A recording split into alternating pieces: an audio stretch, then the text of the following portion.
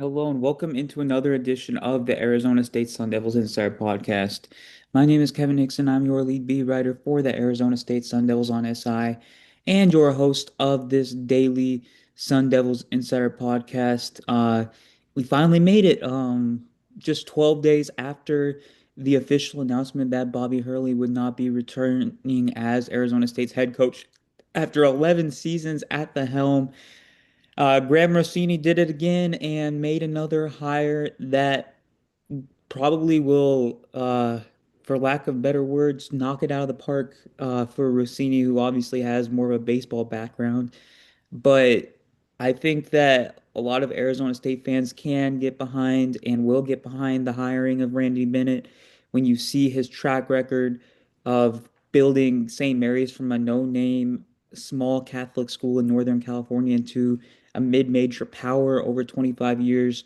The sheer level of talent that he's been able to evaluate and bring into Moraga, especially overseas talent, which we saw Bobby Hurley have some success with this last season in Tempe. His very regimented style really demands consistency. There's not a lot. St. Mary's will have off shooting games, but really, in the grand scheme of things, they're pretty consistent on both sides of the ball.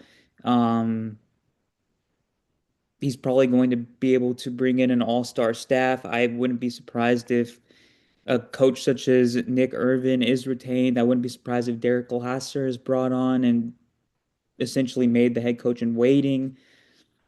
There are a lot of exciting things that might transpire out of this hiring. Um, there still are concerns. I mean, the age concern really shouldn't be one for me at this point. He's 63, about to turn 64, but he's probably going to coach at least the contract that he signed out, which is a 5 year deal. And there's a chance he might coach another 5 year deal. I wouldn't rule that out whatsoever. And when you look at the Sweet 16 and all the coaches left, Tom Izzo is in his 70s. Kelvin Sampson just turned 70. Rick Pitino, 73. Rick Barnes is 71. John Calipari's in his late 60s. There's coaches that are at the peak of their powers right now, arguably, that are still doing it at, like I said, arguably at the peak of their powers at that age. I think Randy Bennett has a chance to join that group in a few years. Although Arizona State isn't quite as big of a brand as a school like Arkansas at this point, they have potential to become one of the more relevant teams in the Big 12 over the next few seasons. And I really do believe that there are challenges in place, such as just going against a number of elite coaches in the league. Even if Bill Self steps away, Kansas is probably going to hire a high profile coach. You have Arizona with Tommy Lloyd, you have TJ Alselberg, Iowa State, you have Grant McCasland, you have even like Johnny Dawkins and Jared Calhoun, who just got hired at Cincinnati. There's just elite coach after elite coach in the league, and that's going to be very challenging to, as we've seen the last 2 years, for Arizona State to grind things out on a game by game basis.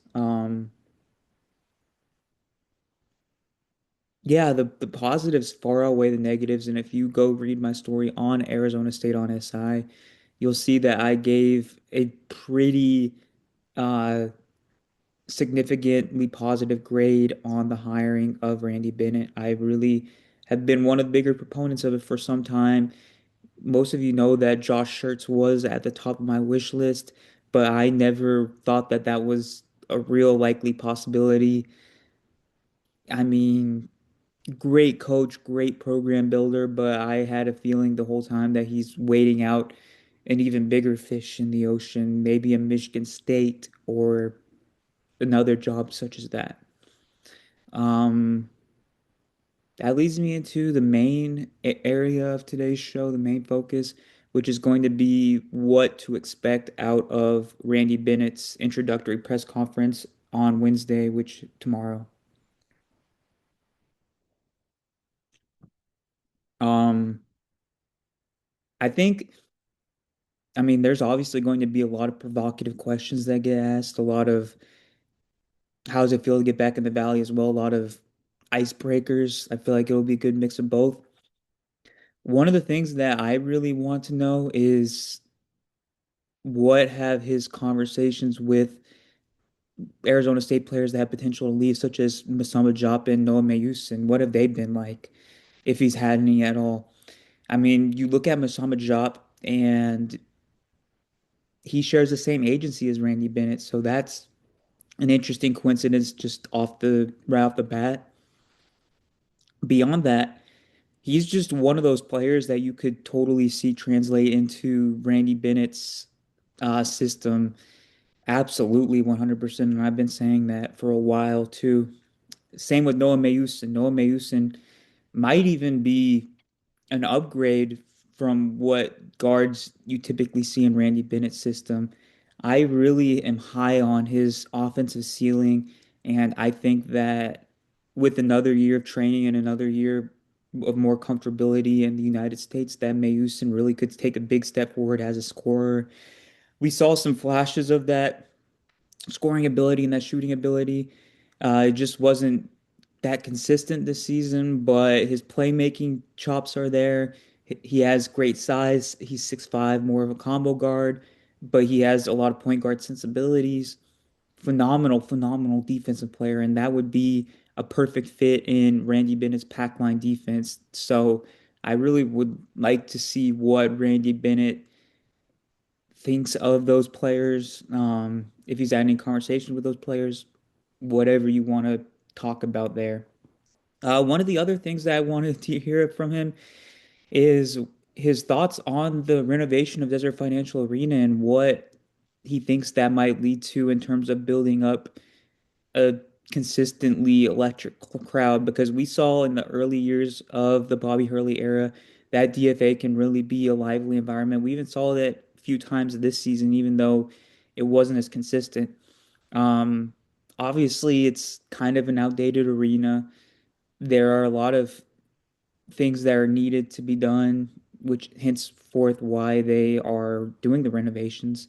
And Randy Bennett is probably that perfect conduit to reignite the spark of engaging the Sun Devil fan base at the arena. I want to hear what his vision is for packing the stands, not just against Arizona, not just against Kansas, but against everybody they play, even early in the season against lower level Division One opponents. I'll be very because I mean St. Mary's, they play in a very small arena, but they fill up the stands every single game pretty much. So that'll be interesting to hear if it gets asked. I might ask it. We'll see. Um, and the last thing that I really want to hear is his overall opinion on the modern landscape, how he sees Arizona State transitioning, continuing to transition into the Big 12, become more familiar with the competition, since the only teams that you play on a yearly basis now that you played in the Pac-12, Colorado, Arizona, Utah. Everybody else is you're just getting familiarized with them. I kind of want to hear how he envisions Arizona State's place in the pecking order of the Big 12, uh, how he sees the Sun Devils attacking the transfer portal and high school recruiting every year, what him and his staff are going to bring to the table in terms of recruiting in Arizona and California, since he has 20, 30 years of experience doing that. Um, and really, at the end of the day, uh, those are the three main things that I'd like to hear from Randy Bennett. And I feel like they're very pertinent questions that need to be addressed. I don't see why they wouldn't be if they're asked. We'll see. As of right now, the Randy Bennett press conference is slated for Wednesday afternoon at some point. That will be one of the most exciting things that I've had the honor of taking part of in terms of introductory conferences. I did attend Mike Budenholzer's introductory conference with the Phoenix Suns a couple of years ago, but outside of that, I haven't really been part of introducing a new coach. So that will be very, very exciting, and I will be there to cover for each and every one of you. Until then, thank you so much for tuning in to another edition of the Arizona State Sun Devils Insider Podcast, and I will see you with another episode tomorrow. Thank you so much.